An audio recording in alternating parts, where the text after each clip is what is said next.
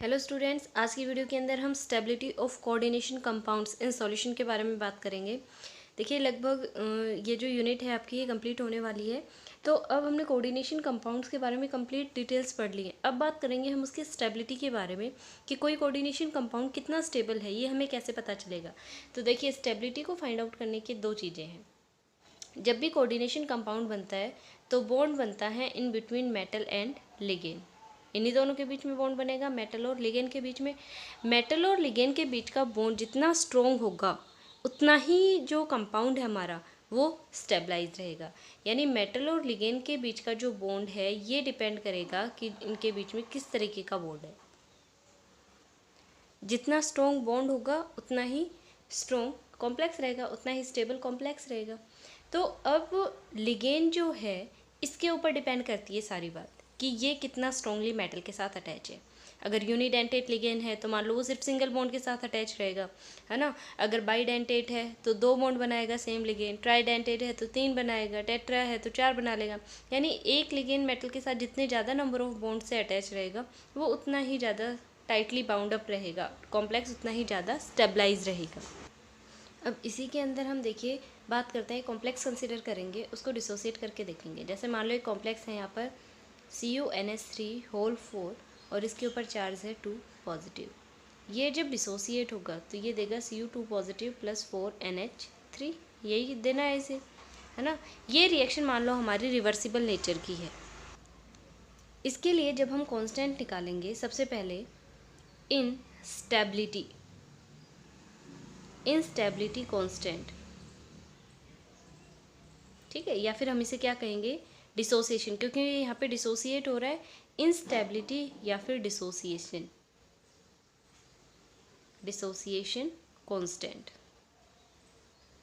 इसे रिप्रेजेंट करेंगे हम टर्म Ki से। Okay, and it is equal to, जब भी किसी रिएक्शन को डिसोसिएट किया जाता है और आपको उसे लिखना है तो हमेशा क्या लिखेंगे हम, concentration of the product upon concentration of the reactant. तो प्रोडक्ट क्या है हमारा, ये प्रोडक्ट है, तो ये इस तरीके से जब हम लिखते हैं तो वो कंसंट्रेशन को दिखा रहे होते हैं। तो concentration of the product upon concentration of the reactant लिख दिया यहाँ पे इस तरीके से हमने। ओके, तो ये बन गया हमारा डिसोसिएशन कांस्टेंट या फिर इंस्टेबिलिटी कांस्टेंट। एक सिंगल स्टेप के अंदर हो गया।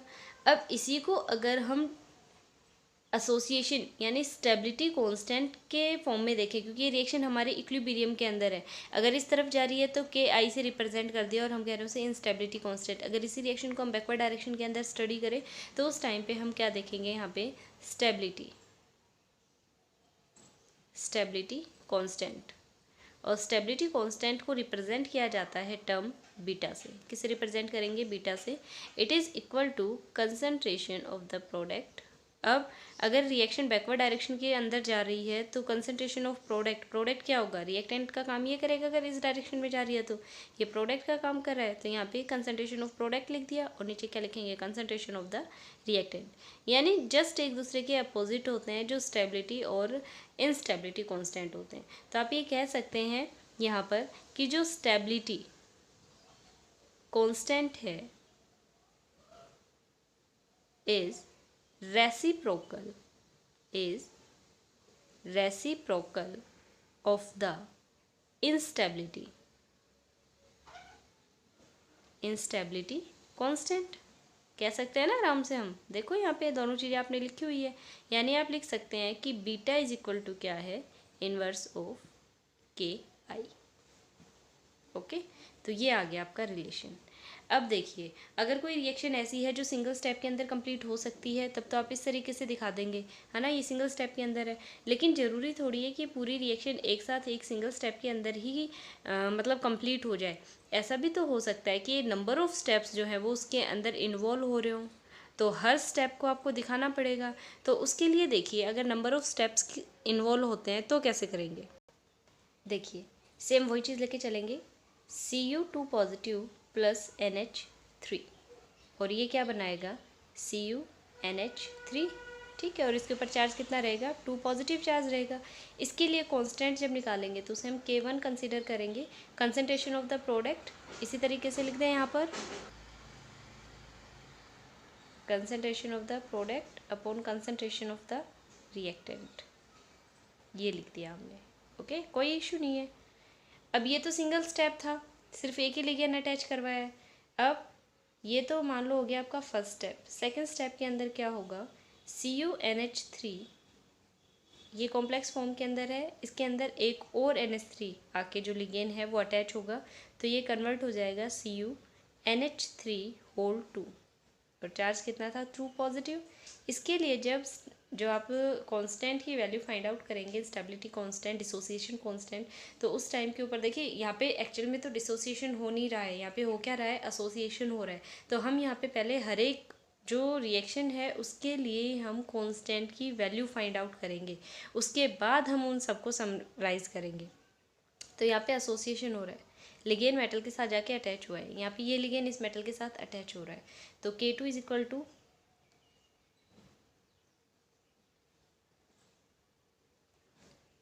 concentration of the product upon concentration of the reactant, ये देखिए इस तरीके से लिख देंगे, ठीक है।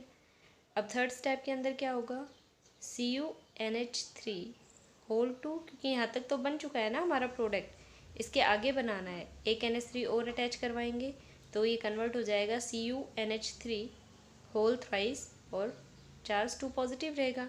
कांस्टेंट क्या है, K3, वैल्यू क्या हो जाएगी, CuNH3 होल थ्राइस, इसके ऊपर तो कितना चार्ज था, 3 पॉजिटिव, अपॉन CuNH3 होल 2, इसके ऊपर कितना चार्ज था, 2 पॉजिटिव, इंटू में NH3 आ गया।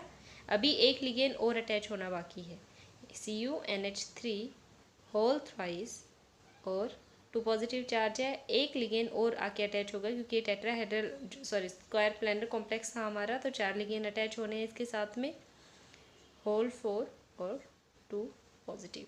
यहाँ पे जो कांस्टेंट होगा K4, और वैल्यू क्या रहेगी इसकी, concentration of the product upon concentration of the reactant, और वो मैं यहाँ पे लिख रही हूँ साथ साथ, इस तरीके से आप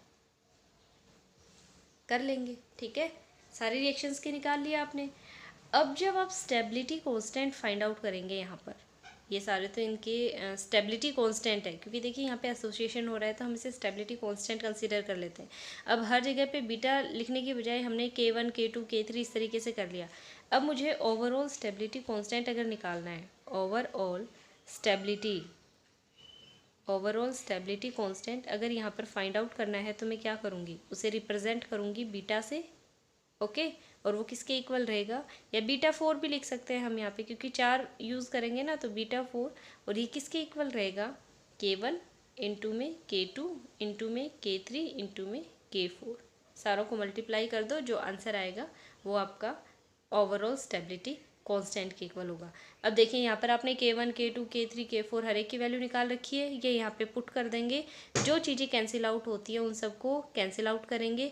लास्ट के अंदर जब आप ये सारी चीज़ें यहाँ पे पुट करेंगे ना, मैं एक बार आपको करके ही दिखा देती हूँ, अदरवाइज़ आप सोचेंगे कि पता नहीं क्या लिखना था यहाँ पे। देखिए K1 सबसे पहले हमने लिखा था CuNH3 2 पॉजिटिव, और अपॉन में आ रहा था इसके Cu2 पॉजिटिव इंटू में NH3, ये था K1।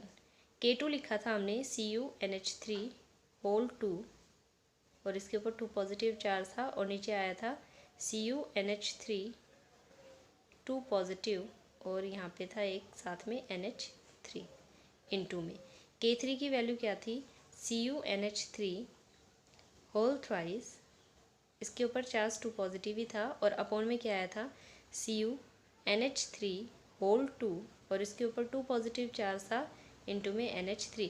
ये सारी वैल्यू आपने ऊपर निकाल रखी है, कहीं ये सोचो मैं कहाँ से लिख रही हूँ, तो ये वैल्यू अभी हमने K1 K2 K3 K4 निकाला है ना, वही वाली वैल्यूज़ लिखी हुई हैं यहाँ पे। तो ये K4 के लिए फाइनली CuNH3 होल 2, और इसके होल थ्राइस रहेगा यहाँ पे 2 पॉजिटिव, और यहाँ पे कितना था NH3। अब जो चीज़ें कैंसिल आउट हो सकते हैं यहाँ पे वो कैंसिल कर दो। देखो इससे ये कैंसिल हो गया 1, ठीक है, इससे ये 2, ठीक है, इससे ये हो गया 3, ठीक है। ऊपर सिर्फ क्या बचा है, CuNH3 होल 4 2 पॉजिटिव, और नीचे क्या बचा है Cu2 पॉजिटिव, और NH3 1 2 3 4, यानी इसकी पावर 4 कर दूँ मैं, कोई दिक्कत नहीं है। तो इसे देखिए यहीं पे हम लिख देते हैं, देखिए CuNH3 होल 4 और चार्ज कितना आ रहा है 2 पॉजिटिव अपॉन Cu2 पॉजिटिव और NH3 होल 4 बीटा 4 के इक्वल। अगर आप पिछला रिजल्ट देखें जब आपने स्टेबिलिटी कांस्टेंट निकाला था तो आप ऑब्जर्व करेंगे कि आपने सेम चीज़ वहाँ पे फाइंड आउट की थी जो यहाँ पे मल्टीपल स्टेप के अंदर जब हम इस रिएक्शन को कंप्लीट करवा रहे हैं उसके बाद जो रिज़ल्ट आ रहा है, दोनों के अंदर ही सेम टाइप का रिजल्ट आपको ऑब्जर्व होगा। तो ये था हमारा मेन जो स्टेबिलिटी है कोऑर्डिनेशन कॉम्प्लेक्सेस की, इम्पॉर्टेंट है, तो आप इसे अच्छे से पढ़ें, पूरे डेरिवेशन को सॉल्व करेंगे और इसमें अगर कोई भी दिक्कत हो तो आप पूछ सकते हैं।